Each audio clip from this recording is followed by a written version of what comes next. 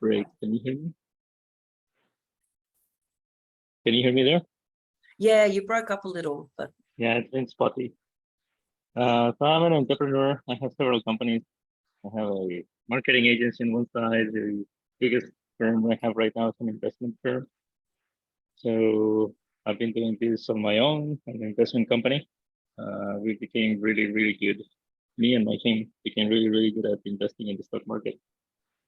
And so I basically, and my team came up with a machine that makes money, and we want to use it.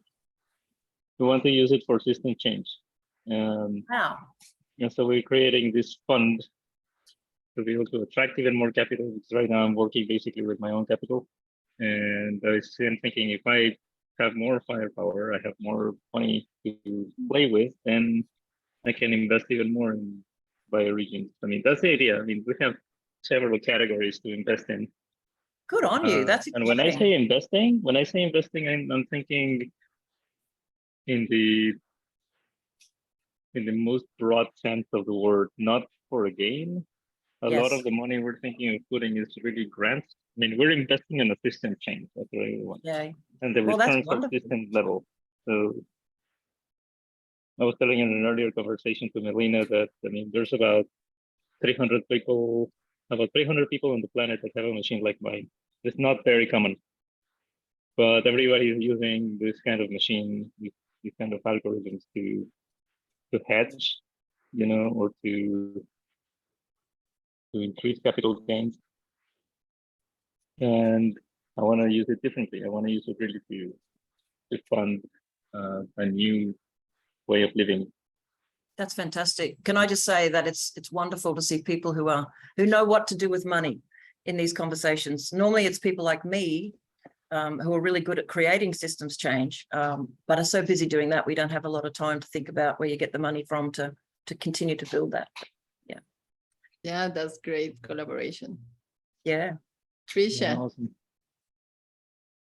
Yeah, I love that, and Eduardo, I just wanted to bring in something because we're about to launch a campaign where we're inviting investment of financial capital, but what we're working within is the 8 capitals framework. You know that there's financial capital, but there's 7 other capitals, or some people say 5, people use 4 returns, but whatever it is, it's like my point is we're inviting people to invest financial capital, and their returns are in the other capitals that our place is already very rich in. So you get a social return, and you get a natural return, and you get a cultural return, and you get a spiritual return. So you actually are getting a huge return on your investment. It's just outside of that financial framework.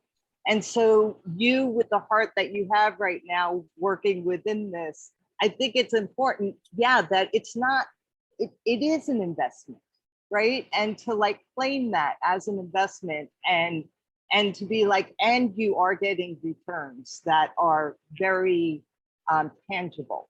They're just not in the form of a monetary system. So thank you for your work.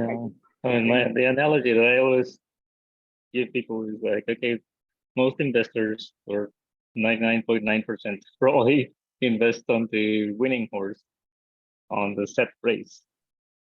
And the game is actually to invest on a new hyperdrome for the race to take place. It's a different race we're talking about. And so the returns are on a bigger scale and they're wider than just the investment firm.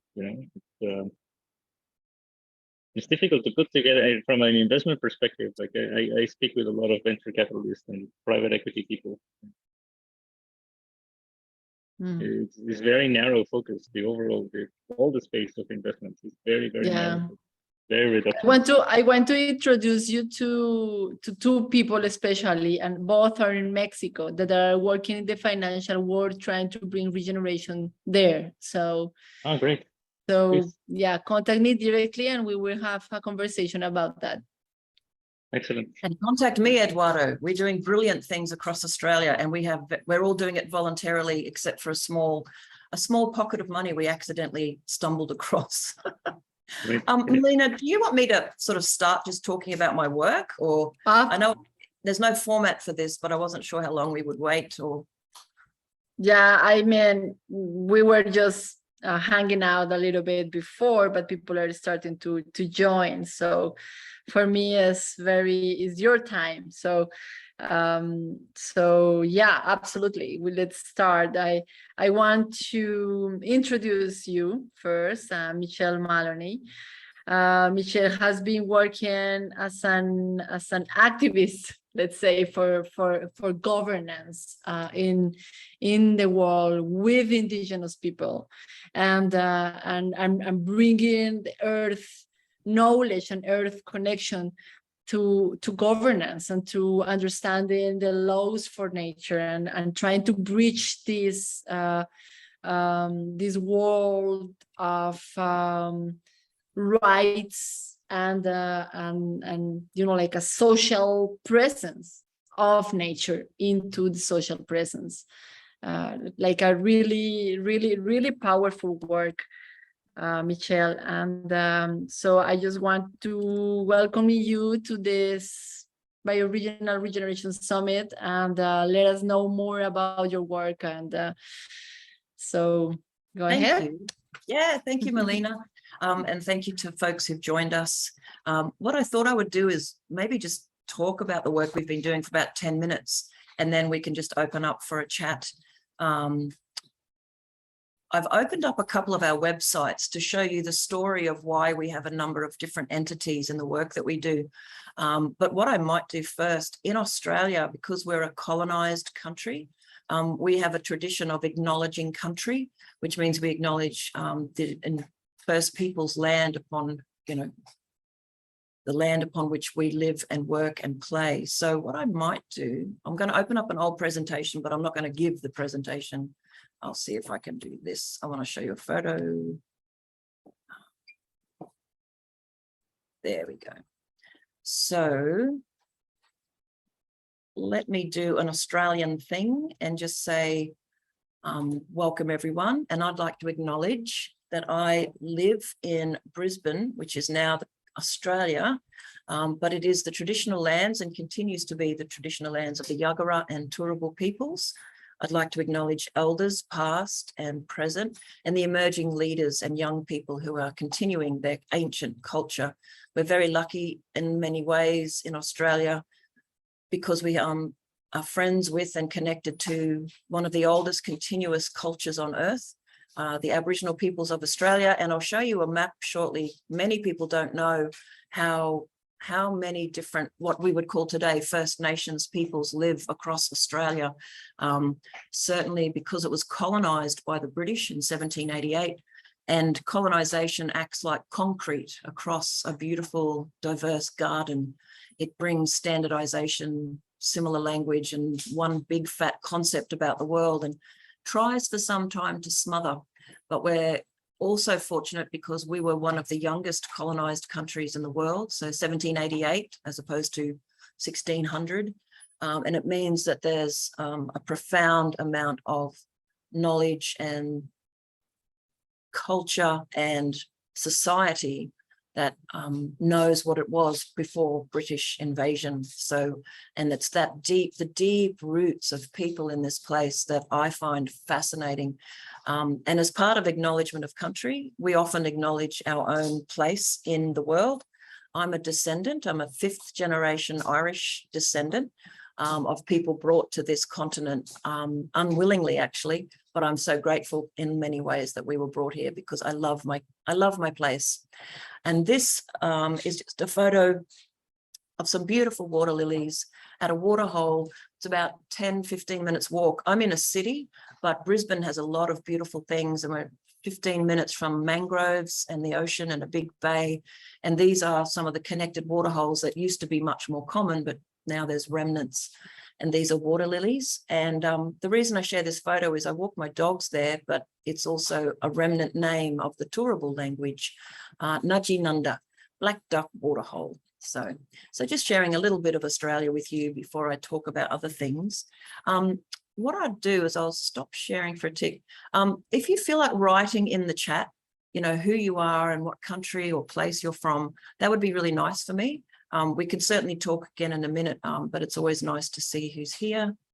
And the other thing I wanted to do was just sort of show you in a weird story via websites about what I get up to in the big picture of things. And then I can talk more about the program that's written up behind my head, Green Prints, which is really, it brings a lot of our work together in an integrated way to help communities literally take the step-by-step approach to bring all of their knowledge together to understand fully how to do scenarios for a better future and identify place-based ways of changing and transforming unproductive, destructive, extractivist ways so we can all build a different future.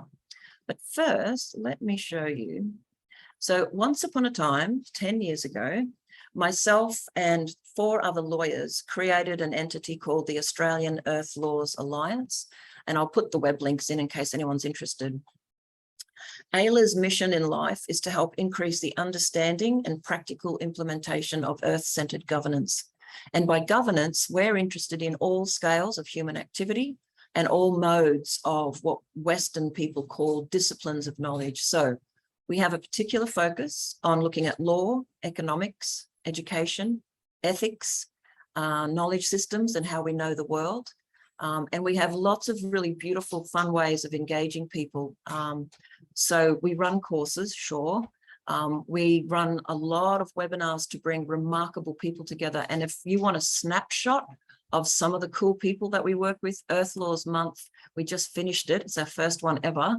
That's a blue-banded bee, by the way, that image. And that is one of Australia's 1,700 species of native bees. So these are graphics that I work with. I sketch them because I'm really bad at drawing, and I have a beautiful best friend who turns them into glorious things. But if you look at Earth Laws Month, and I'm just going to give you a scattering of things to look at, you'll see that we had a calendar of events across everything from science and economics, degrowth, earth-centered economics, ecocide, rights of nature, lots of awesome things. It's a nice way to snapshot what we get up to.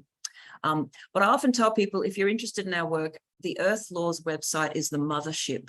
It mentions everything we get up to, and then we have a lot of other dedicated spaces. So we have a civil society. So our focus, particularly for the last 10 years, has been working with in a peer-to-peer way with civil society. Our government, up until early this year, for the last 15 years, has been a right-wing, focused on business, not interested in the environment government. But earlier this year, we've switched to the Labor government, which pretends to care about the environment and is doing many more things. But Australia still has a very, very colonial extractivist mindset in terms of political systems. That mainstream higher up elite structure.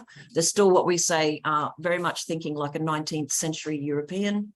And what we want is for people to think like 21st century, new age, either Indigenous or earth-centered humans or something. So this is why we have the People's Tribunal for Community and Nature's Rights. That's got its own website and its own body of work. I won't talk too much about that today, but it's a moral space to hear stories. And we've done a number of hearings for people in affected communities who are seeing injustices to environment and to people.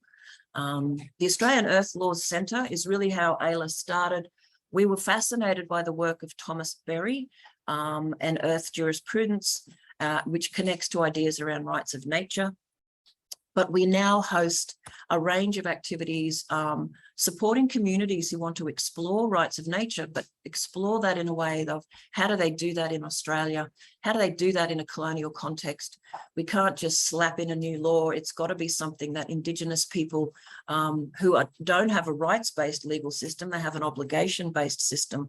So we're exploring in about 4 communities these amazing ideas of how local people can push back at the concrete of colonised law to say these unique places deserve to be protected. We no longer want to be second fiddle to corporations and destruction. We want to care for our place. What does that look like here with the First Nations peoples and others? So we've got a whole body of work that we do with other folks. And the reason I bring you to the AILA website is it also flags some other organisations, including the economics work we do, and everything we do is with Indigenous partners and friends, but we also created just a couple of years ago a group called Future Dreaming Australia. And if you're interested in Indigenous knowledge in Australia, you can do no better than going to this amazing woman, Mary Graham. So Mary Graham is an Indigenous elder from what is now the Gold Coast, the Yugambeh peoples. And if you're ever interested in the worldview of Aboriginal people in Australia, right here, you've got a full list of all her talks. She talks about the relationist ethos, the law of obligation.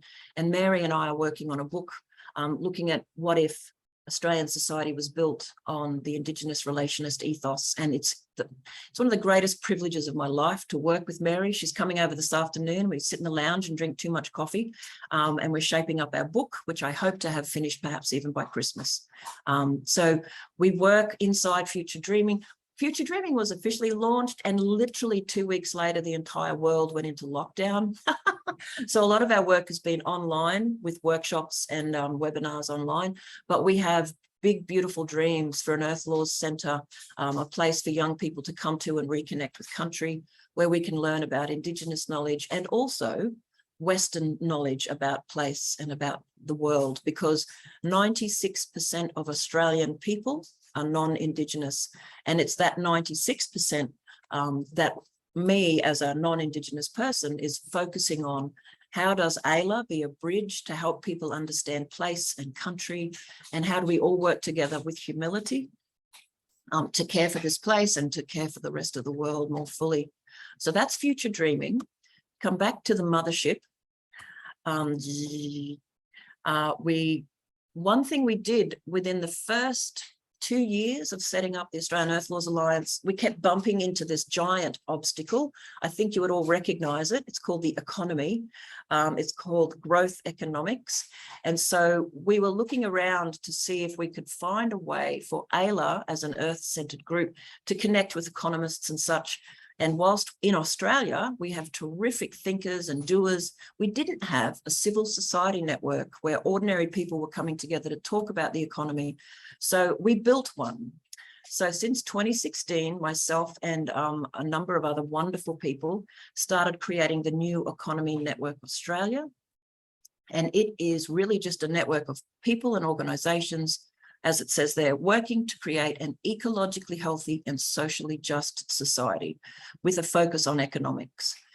I'm not going to talk too much about Nina. You're very welcome to have a look. We run, again, we're all volunteers. I built AILA and I've only started to get paid for my work last year. So that's 8.5 years of just doing it for free and finding other ways to make an income.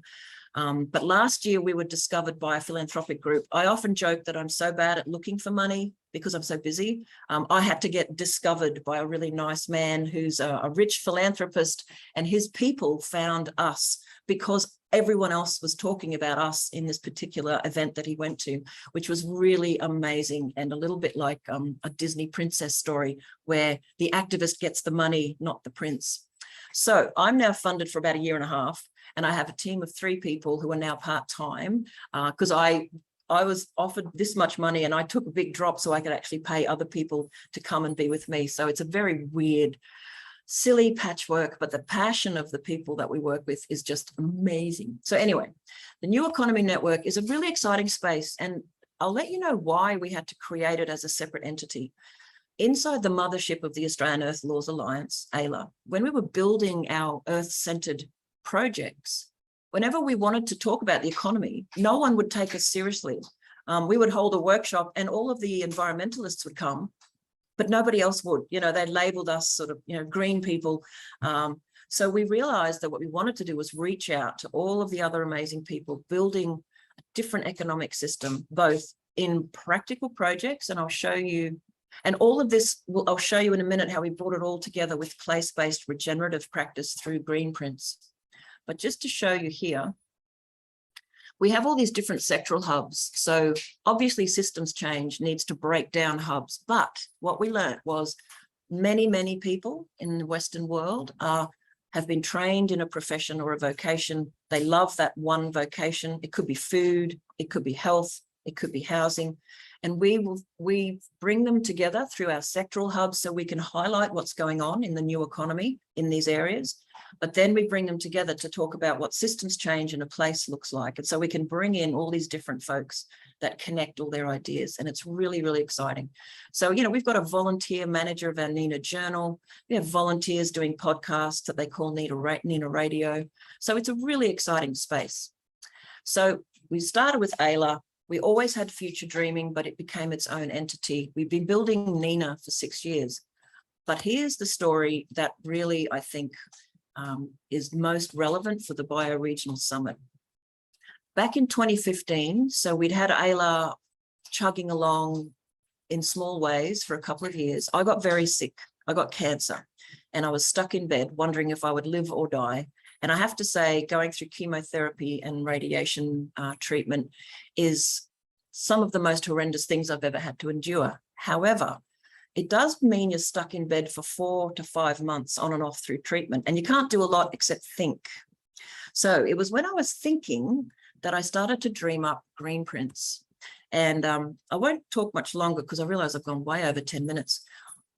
What I was thinking was, I have been so lucky in my life to work with people who are scientists, who are Aboriginal people, Indigenous people, lawyers, international lawyers. I've lived and worked in London and the US. I've traveled in 20 countries, the privilege of a white Australian. And I realized that even if we can find a way to have rights of nature, and even if we try to build new economic systems, how do we know when we're there? How do we know when we've reached some kind of healthy place for humans and the environment? And then I went back into the work that I'd done with all these natural resource management groups around catchments, bioregions, and local places.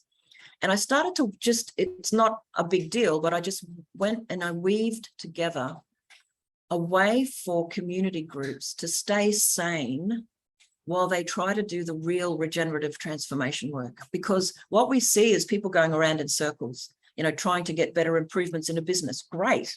But how do you know how your business contributes or doesn't contribute in the big picture? Planetary boundaries, when that concept came out in 2009, was a really fantastic initiative for Westerners to think about the planet as one big system and that it's got boundaries. So in a nutshell, I spent 2 years researching every single sustainability approach that I possibly could find. I just finished a PhD just before I got cancer, looking at regulating consumption. I never introduced my formal background. I grew up in the middle of Queensland. I studied law and political science at the Australian National University.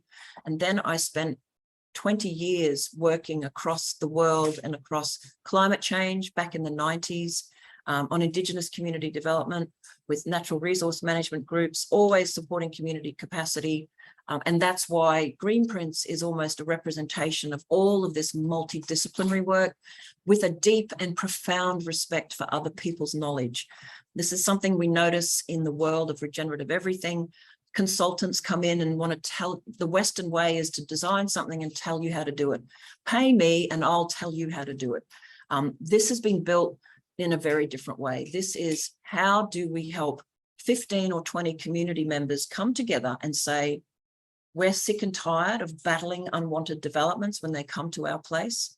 We're tired of seeing the council develop things in a way that we don't get a say in. We're going to take a landscape, a whole of landscape approach, and we're going to do the hard work of bringing together all the existing reports and material, the history of our place, and start mapping future scenarios for our catchment or our town or our bioregion. Melina, I just saw a funny expression on your face. I don't know if that was in response to or whether you're reading something else, like, oh my God, that's a lot. It is a lot. It's huge and it's ambitious, but we're not doing it alone. So these steps are all about helping people and we're starting something we called it our Green Prints Adventure. We have some info sessions we've got 6 community groups who just want to get on and do this. They can't see any other way to challenge extractivism in Australia without showing alternatives. And this is why it's cool, because we're inviting people, particularly from the Western thinking tradition, to think differently. And there's a huge amount of work underneath each step. And this is think differently about your culture, ecocentrism, deep time, not shallow time, decolonising, all of this complex stuff. And I'll just show you, we've got these little pop-ups, but this is just a sketch of this phenomenal amount of work that we've done. So we have all these exercises to help people think differently and start the Green Prince process together as a group and snowballing with more people. And then it's up to them to define their ecological boundaries. They might want to look, and I'll show you some maps in a minute. Bioregions in Australia are very, very well established by Western science. I'll show you a big map of that. I know that this is something you're probably very interested in, but we ask people, we're not ideological. We want you to start with Mother Earth. Strip away the political boundaries and focus on where you live and what you love, and get to know place through Indigenous knowledge, through Western science, through current stuff. You can do that through bioregions or sub-bioregions, catchments or ecosystems, creeks, whatever you want, but can't be starting with what humans want. We have to be starting with what Mother Nature has and can do and what we need to do. So we connect it to the local and the planetary boundaries. And then we have an awesome fun time getting to know place. And this is where we have workshops. We bring in experts on mushrooms and possums and koalas and soils. And this is where your disconnected non-Indigenous humans start to go, oh my goodness, what's going on?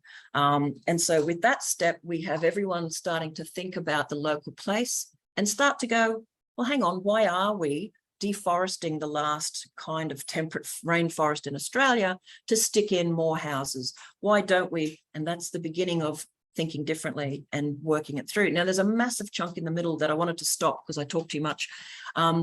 And that's where all the economy starts. So the story is we start with Mother Earth, working out where we live. And then we tell the story of people, starting with Indigenous people. And then we've got a couple of researchers now who are really good at quickly whipping up, all volunteers, may I say, whipping up profiles of economics in a place. And we're starting to drill down right down into how many white goods are bought and sold in a city. You know, we're looking at material flows. Then we do a health check. And then we've got these massive land use maps that help people throughout the whole thing start to understand how things used to be, how they are now, and what they can do to either choose a scenario of restoration, to reframe how we do, particularly in Australia, how we do our housing and our businesses. And I know every community is different. So Green Prince is a project of passion and love from someone who's interested in the governance. So when we get through all of those ideas, and then we have built through a snowball effect, a couple of hundred people, then we can play with scenarios. And it's not all us, we draw in experts. The Green Prince Exchange, on our website, we haven't updated it for a while, but there's lots of amazing people, marine biologists, climate scientists like Will Steffen, who's part of the Planetary Boundaries work. We draw in people because we're charming and delightful, and we love people to come and help us and help their communities. So that's what we're doing next year. The Green Prince Adventure is all about getting these champions in the community starting to go, we've done all the work, but we just need to join up the dots. What does it look like together? And just keep going. And then I was going to say, at the end of all that, there's a couple of big issues. Then we look back at what scenarios do people want for their future? And as a lawyer, we go, how can we change the legal system to support place-based ecological health and social justice? In Australia, the legal system that came with the British is top-down, squishes across everyone, universalism, business, corporatism, you know, it's all focused on growth. We're going to literally have these, and there's, you know, it could be impossible dreaming, but we're literally going to say Indigenous people used to look after country in bioregional spaces. We all have to return to something similar, but not to appropriate their culture, work together, and not just think about it as a little project, but think about it as a major piece of work to build long-term law reform, to actually change the entire governance system of the country. And that is my humble dream. Thank you for listening. And I'm happy to chat now. Oh, Michelle, thank you for sharing all this amazing work. And I would like to open for the questions, and if you have any observation of question to Michelle, please just open your mic and ask. And just while you're thinking of your questions, I'm going to put my email in here. So it's michelle@earthlaws.org.au, and I'll listen, but I'll put in my many websites. Oh, and we had to do economics separate because we had a different audience. That was my main point. And it has brought out amazing business people and others that we would never have met under the AILA banner. So I'll be quiet now.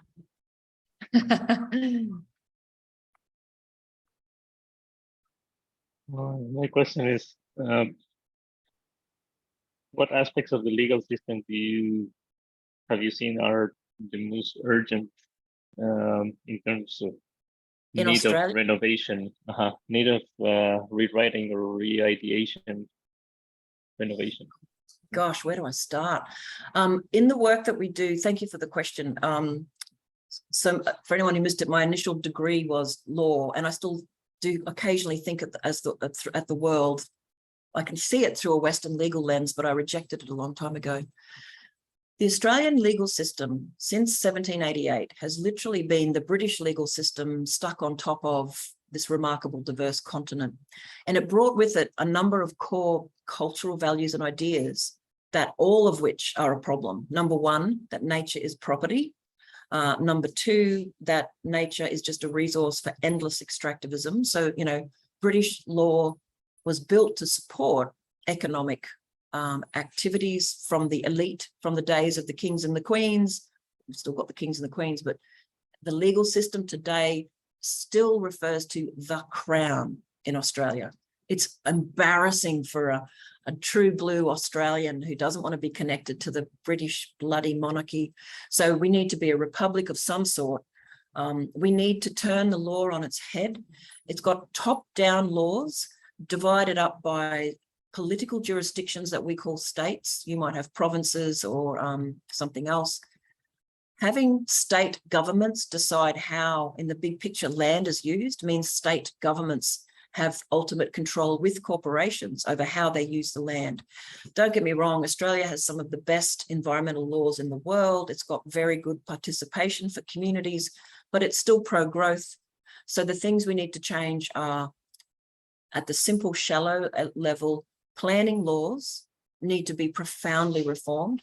And we've actually just launched a very ambitious citizens' inquiry into Australia's planning law system.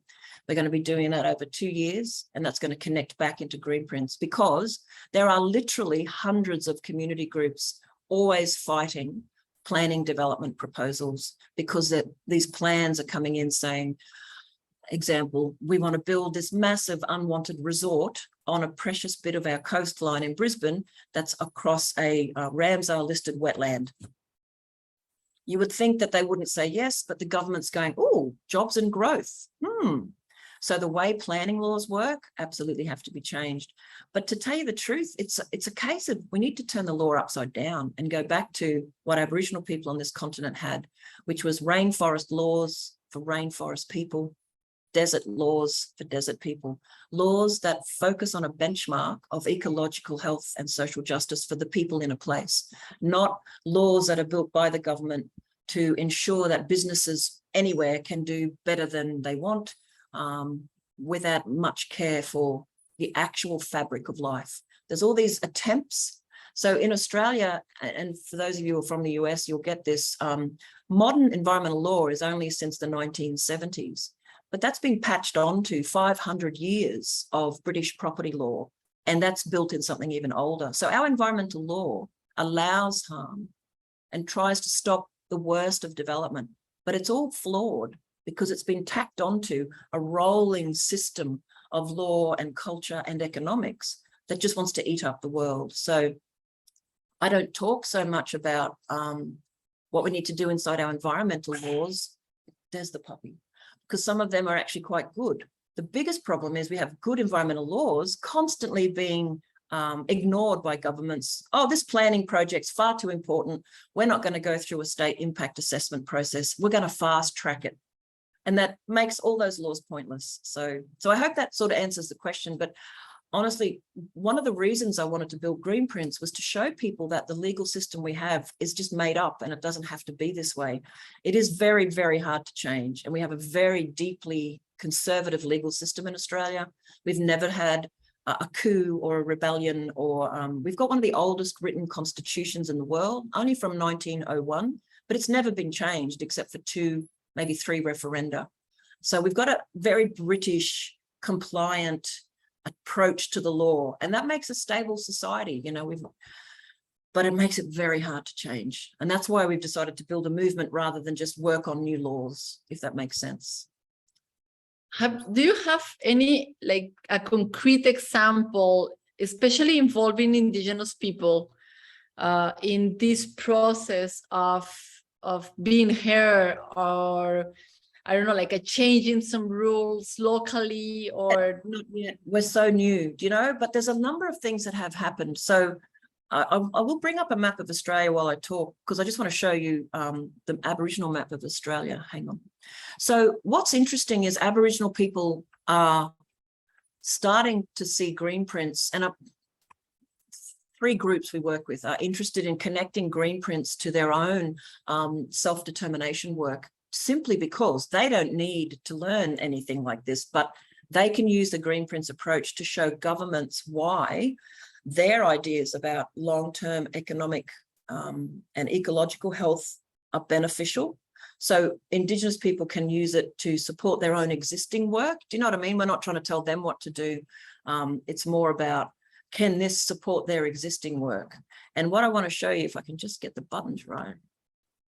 So let me just show you a bit about Australia, because this is an Aboriginal map of Australia, and some of you may never have seen it. Many people think Aboriginal people are all the same and all from one place, but look at this. There were more than 600 equivalent nation states or local councils. They governed an entire continent, and scientists have proven they've been here at least 60 to 80,000 years. So they are one of the oldest first peoples and Mary Graham tells this story, if you watch one of her videos, people coming out of Africa, the folks who wandered into Australia or deliberately came here became human. As she says, they don't have monkey dreaming stories. They became human here. All their dreaming stories are about Australia. So we're working with some incredible elders up here in the Kimberley, in the top left side of Australia. And they see green prints as a useful way to show others why their traditional ways of caring for country are good for the economy. So it's turning it around. But we're also working with some Indigenous friends here near the Gold Coast, because I always forget where Brisbane is on this map. Hang on. Sorry, guys, I should show you. Oh, that's our major catchments in Australia. Massive expanses and these are precious inland rivers that European style development has nearly killed. And that was one of our citizens' inquiries about this poor river that has been so badly treated by colonial governments. But there's your bioregions, 89 bioregions in Australia, 415 sub-regions. You have to excuse the squeaky toy, that's my dog, if you can hear that. So in terms of Indigenous involvement, it's through our work with Future Dreaming and our Indigenous elders and friends. We take their advice, and we don't work with any communities who aren't already working with Indigenous friends in their place. And then the rest is up to them, if you know what I mean. So just give me one second.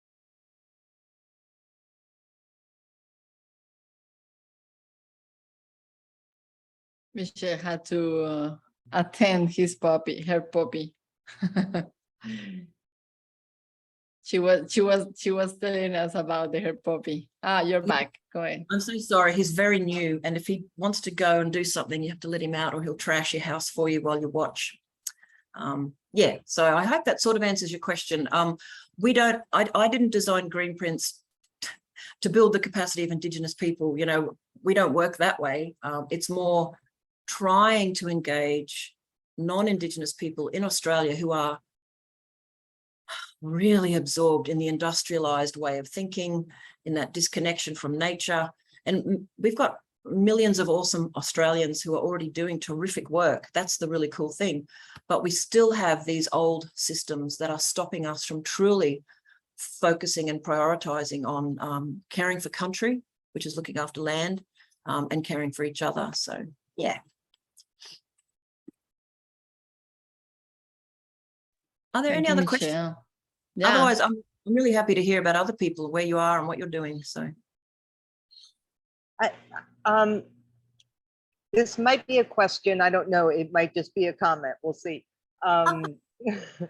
but because I really like, wow, like, thank you so much. Because there's so much comprehensiveness in what you're talking about. And wow, there's a lot there, just a lot there. It's very inspiring, you know? Thank you. We and- just have to see if it works now, but we got to keep trying, you know, you just got to keep trying. Absolutely. Like, what else are we doing here, right? Right. But you know, I was thinking about green prints too, because you know, we're in a place too where it's like, right now they're planning on building a marina right in front of one of the most delicate mangroves that exists, you know, and we're in the home of 2.5% of the Earth's biodiversity. And the call is for development, because we need jobs, because the economy is just not going. So what I love about what you're talking about with green prints is that it seems to me, I'm not sure, but that you're basically taking this economic framework and entering into this economic framework, but almost subversively, like bringing people into an earth consciousness through looking at the economics of what is short term, what is long term, what are actually the real economic benefits of this type of development versus what we're calling for. So did I get that right? You did really well, Tricia. We are desperately grabbing all of the existing labels and frames and changing them, but in a way that tries to bring in folks who might normally not want to be engaging in some aspects. So, and this is my point about why we ended up building the new economy network. We needed it to be a very broad base of human beings, because we need to say, we'll in the, because what would happen is we would talk to people about different ideas of changing laws and becoming earth-centered, and they'd go, oh, but you need the economy. Now, when I give talks, I can say, particularly in the Australian context, oh, what about, you know, the economy? Oh, absolutely. And I did this on a radio interview just on Tuesday. I shut him down. But we can't have anything like rights of nature, you know, what about the economy? And I said, oh, I'm so glad you mentioned it.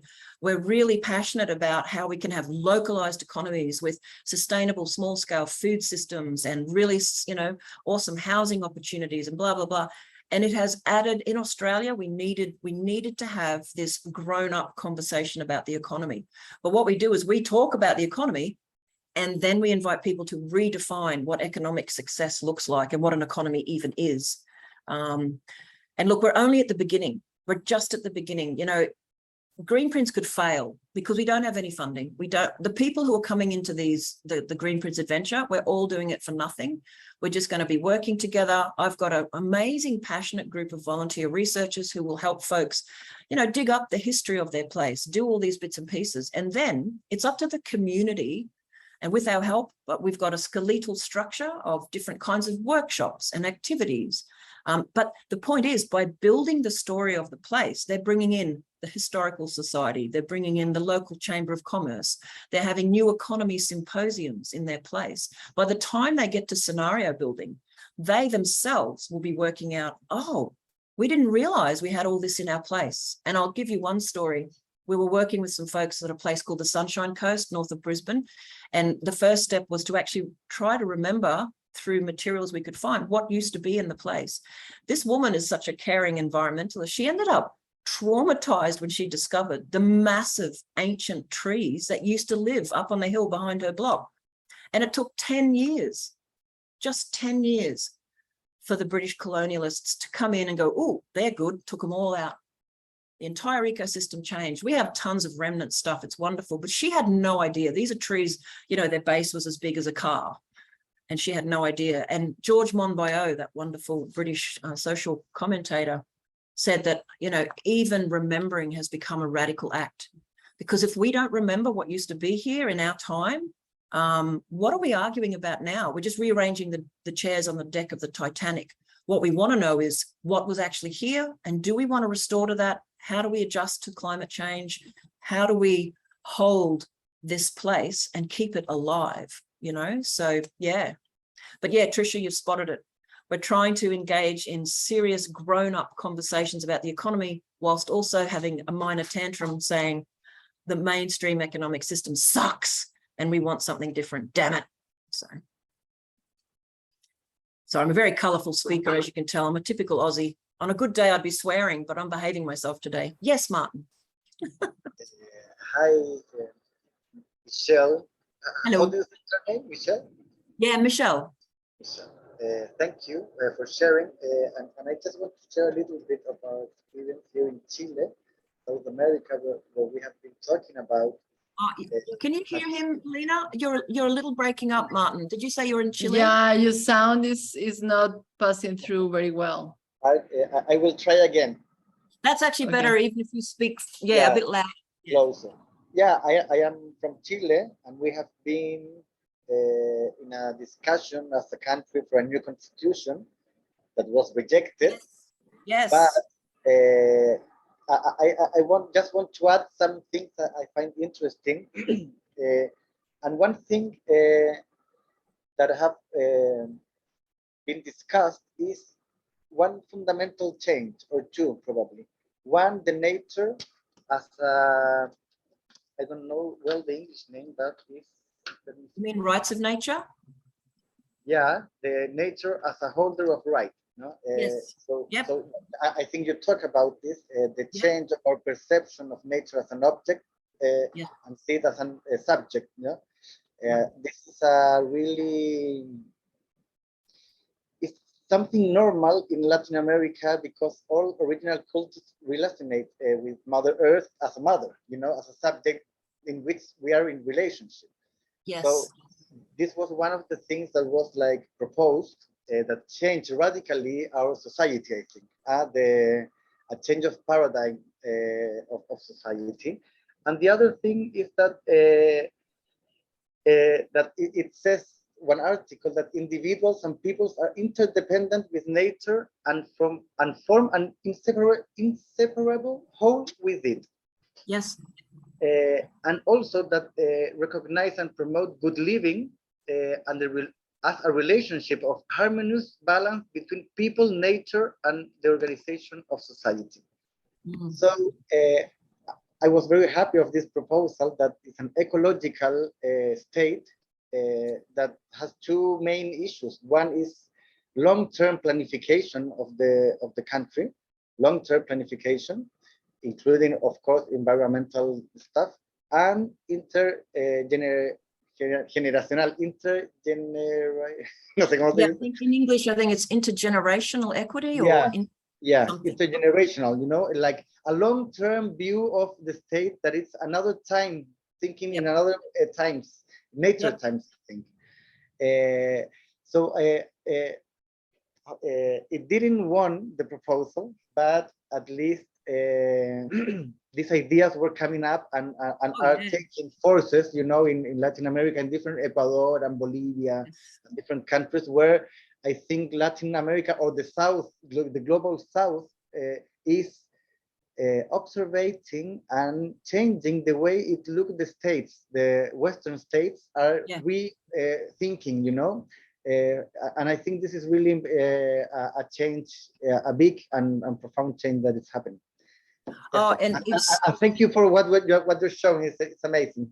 yeah. No, thank you, Martin. And we've always been inspired by what's been going on in South America. You know, Ecuador and Bolivia with rights of nature. Really, when I went to a conference in 2009, I met some other Australian lawyers and they were telling me about this Ecuador's constitution way back then. And that's what actually inspired our interest in Thomas Berry's work, the rights of nature. And in 2012, when we founded AILA, all I had to talk about for rights of nature was Ecuador and Bolivia. Can you believe it? And now there's just dozens and dozens of examples of different things. So, and you know what, Martin, I think what's really interesting, and this is the challenge for Australia, I hear a lot from South American folks about this, and the good life, how do you say it? Buen vivir? Buen vivir. And that culture view, that two words captures, you want a good life, not a extractivist economic life. And that seems to me to be a very powerful way to bring people together to talk about something. And you know, in terms of framing, that's a pretty cool concept. And in Australia, what we are trying to do is, by working deeply with our Aboriginal friends, because honestly, when you get into their knowledge base, I mean, I know you know this, but it's just the greatest joy to talk to people who deeply get that interconnectivity, you know, that their entire society was built both about a pragmatic way of making sure everything stayed alive. I mean, I just find that incredibly inspiring. And as a lawyer, I'm trying to find ways in my country to simplify that concept. A big important term in Australia is caring for country. All that Aboriginal map, Aboriginal people, when they talk about it in English, country is not land. It's the spirit of the place. It's a moral entity. And I'm sure you've got your own versions of that. But still in Australia, if you say caring for country, it implies land management, you know, looking after the land. When Vivia is this wonderful capturing of a social objective and way of being. And that's what I'm literally trying to work towards, these kinds of ideas in Green Prince and in Ayla. So yeah, just saying the work of your peoples over there has been inspiring. Everyone has to do their own localized thing, but we're certainly learning from each other. And that's one of the reasons I said to Melina, I'd love to do this talk today, more to meet other people than to just rabbit on about our work. But yeah, it's very cool. And I was really sorry the Chile thing didn't go through, but it was very ambitious. And I believe it's opened up, you know, more things will happen now and you guys will do good things. So hopefully. No, I just want to add something I learned about this process is that Europe talk about the welfare society, you know, but this welfare society doesn't consider nature as a living part of it. Yes. It's in an old paradigm of resource, nature as a resource.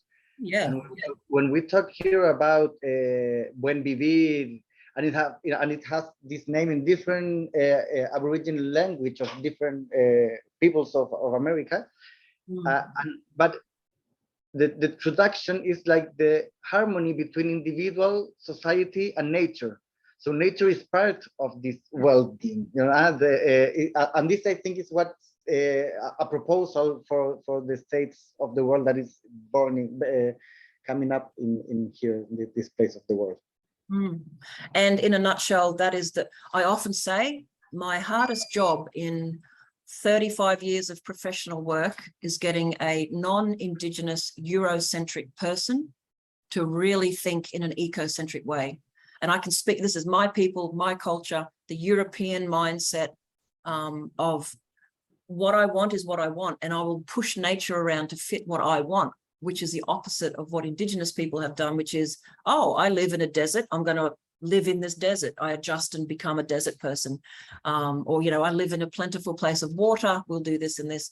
And it's that constant wanting to control and to use and to do whatever they want. Our laws have no understanding. Our Western laws have no understanding or interest in the uniqueness of a place. And it's one of my personal missions before I die is to see something changing in Australia where we recognize the remarkable uniqueness of places. You know, I think that would be good. Don't get me wrong, we have, you know, national parks, we have protected areas, but when it comes to a city or a town or human settlements, it's very different. It's all about, you know, human management and, oh, we'll clean up the river. The river. Which river? What's the name of the place? You know, what are the creatures that live there? None of that's embedded in our governance. It's all just invisible because the world is treated like furniture. So there is a reflection very, very interesting that has been raising today in several conversations I want to share with you all, is that actually the colonized people are not the people in these continents where Westerns arrived. Yeah. But there are the Westerns who have lost contact so much longer periods of time that they are colonized and they are trying to, you know, like we are kind of return and reconnect them into so it is really amazing to see your work, Michelle, because as you mentioned at the beginning, Australia is one of the latest parts of the world that have been invaded by these colonized people, colonizing by themselves. And I think that actually what I have been observing in Latin America is that the colonization is actually to resonate with the colonizer. Yeah. So it's kind of emulating that behavior. And actually it is not valuing the behavior that it was originally here, which is really important to turn the thing and just say like, we can help you to reconnect with your place. We are, this narrative, it is really, really powerful. And I had a huge resonance in this morning when we were talking about that as well. And you bring it back to just now. And I think that it is one of the hints of today's conversation in the summit. And I think that I wanted just to point it out. And because, for example, in Colombia, in the Amazon basin, we have still uncontacted people. Yes. And there is the Nukak people who were contacted just in the 80s, so 40 years ago. And they are very destroyed, like a super ultra mega destroyed people. And there are several people and tribes in the Amazon that have been communicating with the other tribes, shamans, to say, and this is like telepathic shamanic communication level, and they have been trying to communicate with them, saying that they don't want to be contacted, and that keep the boundaries and helping the boundaries to be far from their territories.